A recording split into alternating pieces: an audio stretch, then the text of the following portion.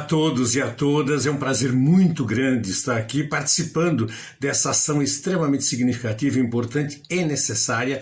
Bora ganhar as eleições, precisamos disso. O Brasil depende de nós. Esse é um ano extremamente importante, um ano eleitoral difícil, com uma série de complicações. Eu vou tentar abordar um pouco com vocês um tema ao qual foi solicitado, que é como ampliar os votos da oposição.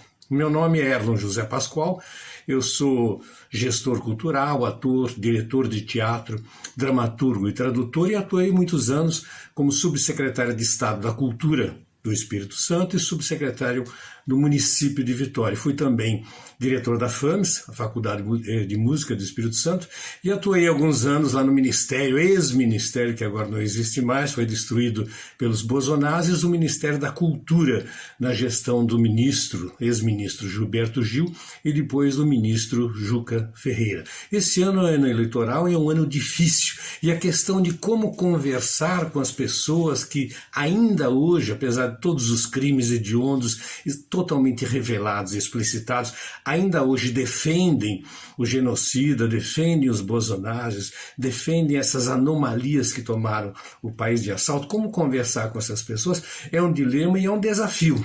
E para esse desafio eu vou tentar, digamos, conversar com vocês para que a gente construa juntos um instrumental para como lidar com essa situação anômala que o Brasil vive. A eleição de 2022 não será mais como as eleições anteriores, do mesmo modo que a eleição de 2018 não foi como as anteriores. Aquelas eleições onde os candidatos se apresentavam ou apresentavam uma proposta de governo, um projeto de país, debatiam entre si, o povo assistia esses debates e podia ouvir as propostas de um candidato em relação à saúde, educação, segurança, infraestrutura, enfim, todas as áreas do governo. Isso não existiu em 2018, muito pelo contrário, foi uma eleição ganha através de fake news, através de acusações injustas, através de crimes os mais diversos, através de fakeadas, através de uma prisão sem crime e sem nenhum tipo de prova daquele que era o líder das pesquisas na ocasião, de fake news de todos os tipos, sobretudo as fake news de ordem moral, né? Quem é que não se lembra aí da mamadeira de piroca, do kit gay, daquela série de absurdos que tomaram o Brasil de assalto, que fez com que grande parte, não foi a maioria dos eleitores, mas um número suficiente para que elegessem o genocida e todos os milicianos que estão no poder até hoje, destruindo o país. Pois bem, então como conversar com essas pessoas, como lidar com essas pessoas que talvez... Muitas delas, eu tenho visto isso no meu cotidiano, quando converso com alguém lá no supermercado, na rua, no Uber, etc., que muitas pessoas, apesar, como eu disse, de todos os crimes serem revelados diariamente em todos os órgãos de comunicação, muitas pessoas ainda mantêm aquele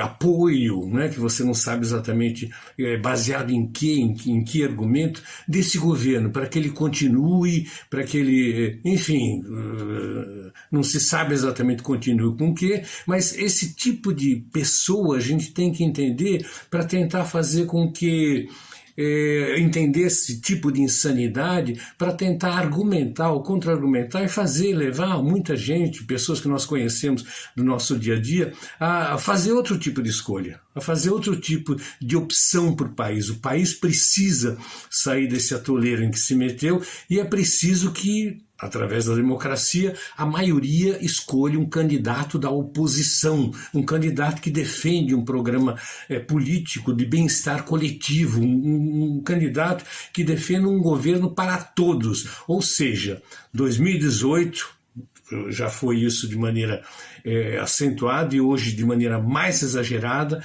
é a disputa entre a civilização e a barbárie fascista da pior espécie. É a disputa entre um governo de milicianos, genocidas, bandidos de todo tipo e democratas que querem construir, ou melhor, reconstruir um país e tornar esse país de novo, novamente significativo e importante, não só na América Latina, mas em todo todo o mundo. Então, esse é o nosso desafio. Pois bem, quando a gente fala disso, parece que é tudo tão óbvio, né? Os crimes são tão descarados que a gente se pergunta como é que é possível que um grupo, um número significativo de pessoas não enxergue isso, não vejam isso.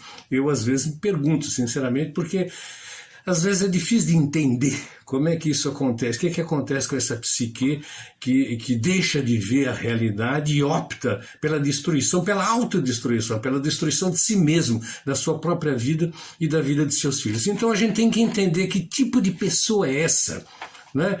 Eu diria assim, se a gente fosse classificar, não é o caso aqui, mas enumerar alguns tipos, a Márcia Tiburi, uma filósofa que foi candidata ao governo do Rio de Janeiro em 2018, teve que fugir do Brasil, ameaças de morte das milícias e tudo mais, ela escreveu um livro na época, Como Conversar com um Fascista. Lá ela dá uma série de dicas, o que não é fácil, para tentar argumentar e tentar ouvir esse tipo de pessoa. Mas desses eleitores todos que a gente conhece, muitos deles, se a gente tivesse que, digamos assim, classificar ou pelo menos se orientar em alguns deles, a gente podia talvez dizer que, para poder entender, né, nós precisamos entender como é que funciona esse tipo de mente para poder argumentar e para poder tentar, se for o caso, até convencê-lo a optar por um país melhor para todos. Pois bem, existem aqueles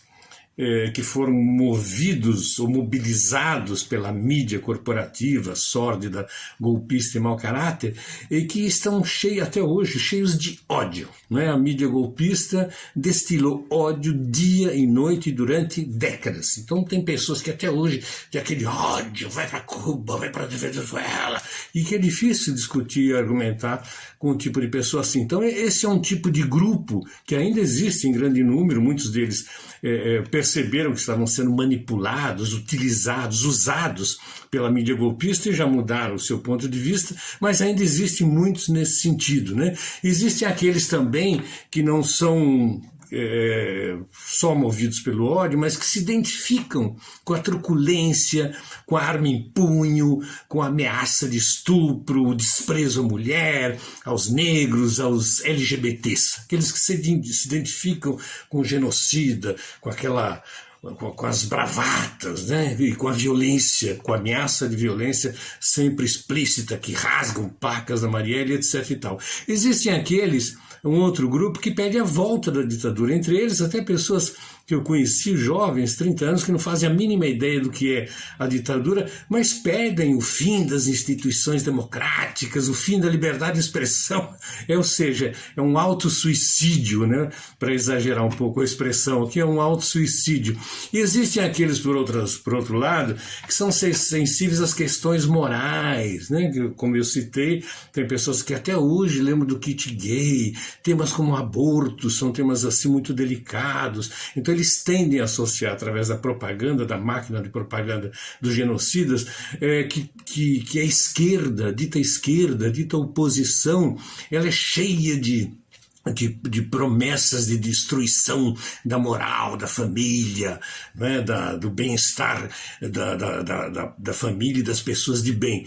Criar um imaginário bastante negativo. Muita gente, por incrível que pareça, acredita ainda hoje nisso. São pessoas que fazem parte, grande parte delas, de seitas evangélicas. Existem aqueles, por sua vez, que trabalham no gabinete do ódio, né, hoje turbinado pelo dinheiro todo do poder público, que são não só os técnicos que movimentam os bots, lá os robôs, né, como a gente diz, que na realidade não são robôs, são aplicativos, são softwares que são utilizados para espalhar notícias de tudo quanto é tipo, mas aquelas pessoas que trabalham para eles, que ganham dinheiro, ganham salário para fomentar calúnias, para espalhar fake news, ou mente news, como eu chamo mente news, espalhar mente news para todos os lados. E existem aqueles que trabalham nos ministérios, que são funcionários, comissionados, que foram contratados pelos milicianos para trabalhar nos ministérios, para trabalhar nos gabinetes dos políticos milicianos, e que têm aí a obrigação de defendê-los, né?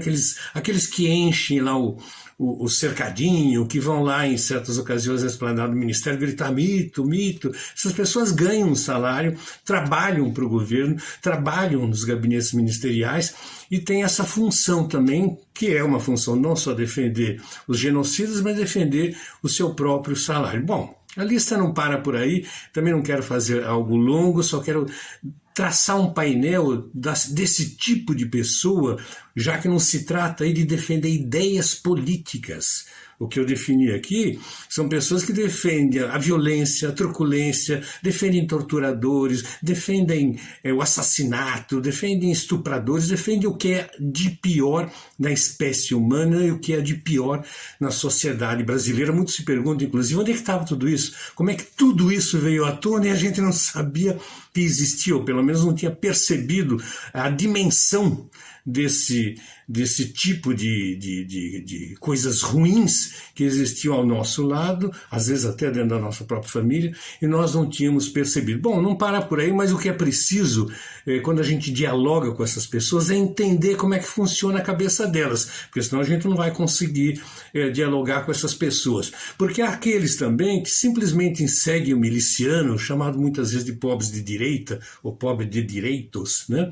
Que segue o miliciano porque o pastor falou, porque o patrão disse, porque um jornalista da Jovem Pan disse que é bom, e por aí vai. Então, esse tipo de perfil que existe na sociedade, a gente precisa entender para poder, a partir disso, poder dialogar com essas pessoas, poder ter um contato com elas, né? Mediante tudo isso, nós temos que saber com quem estamos lidando para poder dialogar e fazer com que, se for o caso, essa pessoa faça uma melhor escolha dessa vez.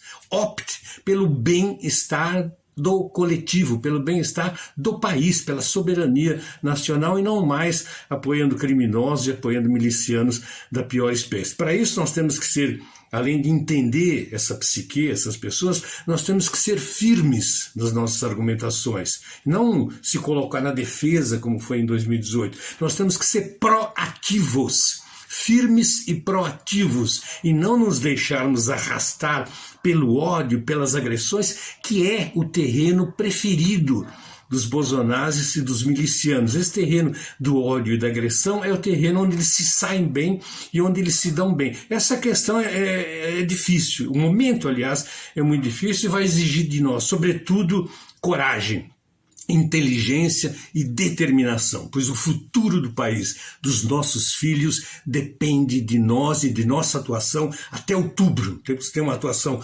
constante, diária e ininterrupta, né, convencendo ou tentando conversar com muitas pessoas. Afinal de contas, nós sabemos que a mídia também, a mídia oficial, a mídia corporativa, está apoiando, ou seja, os bolsonaros diretamente ou indiretamente, mas está apoiando essa política neoliberal de destruição de todos os direitos, sejam ligados à educação, sejam ligados à segurança pública, sejam ligados à previdência, sejam ligados ao mundo do trabalho, enfim, tudo aquilo que é direito tende a ser destruído. Então, desconstruir isso que a mídia todo dia, as tais narrativas que a mídia cria, é difícil, mas temos que agir, e para isso eu sugiro o seguinte: vamos agir em grupos, sempre em grupos, vamos sempre nos reunir em pessoas, debater estratégias e, o mais importante, colocá-las em prática. É fundamental que essas estratégias sejam colocadas em prática para que a gente teste o alcance enfim, se elas estão dando resultado ou não, para que a gente avalie os resultados dessas estratégias, não só presenciais, mas também nas redes sociais. A eleição passada, a gente sabe que foi ganha no WhatsApp, foi ganha nas fake news propagadas, espalhadas aí pelo WhatsApp. Então, além disso, vamos participar de todas as mobilizações, todas as passeatas, de todos os encontros, de todos os protestos e criar formas alternativas de protestos presenciais na cidade e também dentro dos meios virtuais, dentro das redes sociais. É importante que nós sejamos criativos para atingir cada vez mais pessoas. Ou seja, vamos mostrar que nós somos muitos, não somos pessoas isoladas que estão defendendo ideias malucas. Nós queremos o bem do país, nós queremos o bem da sociedade brasileira, nós lutamos por valores civilizatórios importantes, é importante que as pessoas entendam isso. Nós lutamos por uma sociedade mais justa e por um governo para todos. Vamos juntos, com coragem, determinação e firmeza.